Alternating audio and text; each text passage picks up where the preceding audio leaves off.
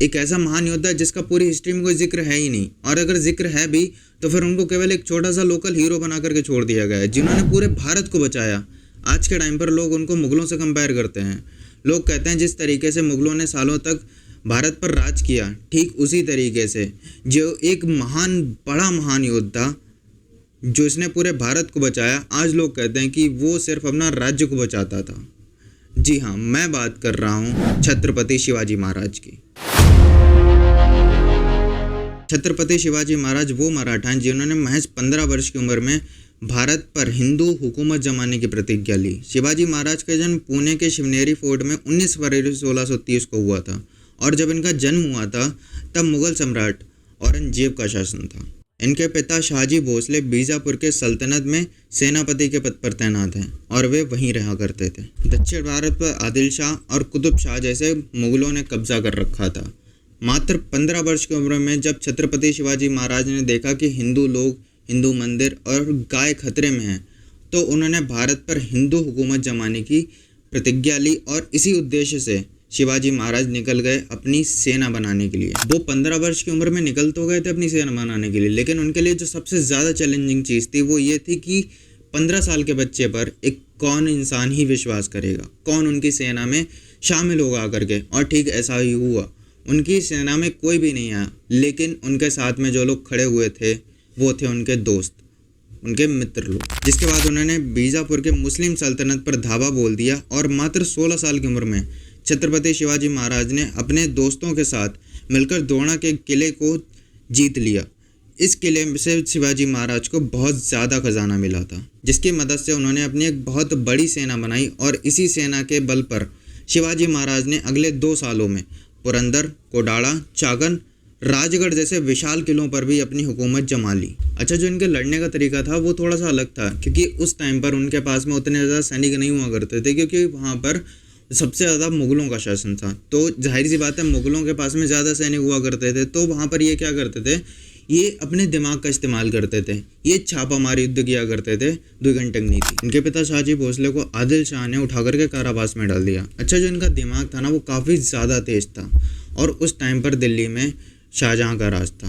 उन्होंने शाहजहाँ से बात करी और उनसे कहा कि अभी जो है आगे चलकर आपके यहाँ काफ़ी ज़्यादा युद्ध होने वाले हैं, तो आपको अगर किसी भी सपोर्ट की ज़रूरत होगी तो फिर यहाँ पर मैं आपके लिए खड़ा हूँ, मैं आपको पूरा सपोर्ट करूँगा पीछे से। बस आपको मेरा एक छोटा सा काम करना होगा, आदिल शाह से कह दो कि वो मेरे पिता को छोड़ दे। और उन्होंने इस तरीके से अपने पिता को वहाँ से आराम से छुड़वा लिया, वो भी बिना लड़े। उस समय पर वहाँ का तानाशाह आदिल शाह बहुत ज़्यादा तंग आ चुका था शिवाजी महाराज से, बहुत ज़्यादा परेशान हो चुका था। तो उसने अपने सबसे बड़े सेनापति अफजल खां को भेजा और कहा कि शिवाजी को अपनी तरीके से मारो जाकर के, तुम चाहे जो भी करो पर शिवाजी को बस मारो। अफजल खान ये बात बहुत अच्छे तरीके से जानता था कि शिवाजी महाराज एक बहुत ज़्यादा ईमानदार आदमी है। तो उसने एक प्रपोजल भेजा कि मैं आपसे संधि करना चाहता हूँ, अकेले में मिलना चाहता हूँ, मिलोगे मुझसे? अकेले में ना तो तुम्हारी कोई सेना होगी, ना ही तो मेरी कोई सेना होगी, ना ही तो तुम्हारे पास में कोई अस्त्र शस्त्र होंगे और ना ही तो मेरे पास कोई अस्त्र शस्त्र होंगे।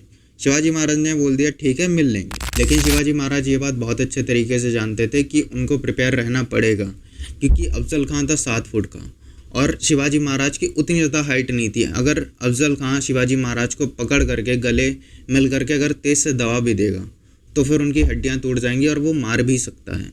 तो फिर वो अच्छे तरीके से प्रिपेयर रहने के लिए क्या करते थे, वो डेली बेसिस पर जाते थे, बड़े बड़े पहलवानों से अपने शरीर को बहुत तेज़ी से दबाते थे और इस तरीके से उन्होंने खुद को तैयार करा। और जाहिर सी बात है, अगर वो मुग़ल है और दूसरी बात दुश्मन भी है, तो वो सामने वाले पर विश्वास नहीं कर सकते थे। उनको बहुत अच्छे तरीके से पता था कि सामने वाला कुछ ना कुछ भी कर सकता है। जब वह दोनों अकेले कमरे में मिलने गए तो वह अफजल खान उनसे गले मिला और उनको दबोच लिया। अफजल खान था 7 फुट का, तो उसने सोचा कि उनको दबाकर मार देगा, पर वो पहले से ही प्रिपेयर थे। जब उनको दबाकर मार नहीं पाया तो खंजर निकालकर पीठ में मारा, पर शिवाजी महाराज ने पहले से एक ऐसी लोहे की प्लेट पहन कर रखी थी जिसके अंदर खंजर जा ही नहीं सकता था। फिर शिवाजी महाराज ने हाथ पीछे खींचा, उनका सिंगनक बाहर निकला और उसी सिंगनक को अफजल खान के पेट में घुसाया और अफजल खान को वहीं मार डाला। और यहाँ रुके नहीं, उन्होंने उनकी सेना को मार करके प्रतापगढ़ का किला जीत लिया। उसी समय मिर्ज़ा राजा जयसिंह हुआ करते थे। मिर्ज़ा राजा जयसिंह को मुगलों ने मिर्ज़ा बना लिया था और अपनी सेना में मिला लिया। और एक दफ़ा मिर्ज़ा राजा जयसिंह ने छत्रपति शिवाजी महाराज को हरा दिया था, जिसके बाद उन्होंने एक ट्रीटी साइन कराई। ट्रीटी साइन कराने के बाद में छत्रपति शिवाजी महाराज से 23 किले छीन लिए गए थे। ये इनके लिए एक बड़ी हार थी, लेकिन वो यहाँ पर बिल्कुल भी हारे नहीं और कुछ ही सालों में उन्होंने अगले ही वक्त 360 किले जीत लिए थे। अच्छा, जो इनको सबसे ज़्यादा अलग राजाओं से बनाता था वो ये था कि स्त्रियों का बहुत ज़्यादा सम्मान किया करते थे। अच्छा, जो मुग़ल हुआ करते थे वो क्या करते थे, स्त्रियों का अपहरण करते थे, उनको मारते थे और उनके बलात्कार करते थे और हिंदू मंदिरों पर नुकसान पहुंचाते थे। लेकिन इनका सीधा कहना था कि वे किसी भी पराई स्त्री को गलत नज़र से नहीं देखेंगे और अगर उनकी सेना में भी कोई ऐसा इंसान पाया गया जो कि स्त्रियों को गलत नज़र से देख रहा है तो वे अपने हाथों से उस इंसान को मौत के घाट उतार देंगे और ना ही तो किसी अलग मज़हब के लोगों का या फिर उनके मज़हब का अपमान करेंगे। ये सारी क्वालिटीज़ इनके अंदर इनकी माता जीजाबाई ने ही डाली थी, जो कि इनको इनके बचपन से ही रामायण और गीता की कहानियाँ सुनाया करती थी। इनको दिक्कत भारत में रह रहे मुसलमानों से नहीं थी, इनको दिक्कत थी बाहर से आए मुग़लों से, क्योंकि देखा जाए तो इनके कई सारे जो मेन लीडर थे वो भी मुसलमान थे और कई सारे ऐसे दोस्त भी थे जो कि मुसलमान थे। तो इनको किसी भी मुसलमान से कोई दिक्कत नहीं थी, इनको दिक्कत थी तो सिर्फ मुग़लों से, जो कि किसी और देश से आए थे। और अगर आप चाहते हो कि हमारे छत्रपति शिवाजी महाराज की यह हिस्ट्री सबको पता चले जो हमें आज तक पढ़ाई नहीं गई, तो इस वीडियो को ज़्यादा से ज़्यादा शेयर करना। अगर वीडियो अच्छी लगे तो वीडियो को लाइक करना। और अगर आज तक आपने ये वाली स्टोरी सुनी है तो मुझे कमेंट सेक्शन में ज़रूर बताना। और अगर चैनल पर नए तो चैनल को सब्सक्राइब जरूर से कर लेना। फिलहाल मैं आपसे मिलता हूँ नेक्स्ट वीडियो में, जब तक के लिए गुड बाय।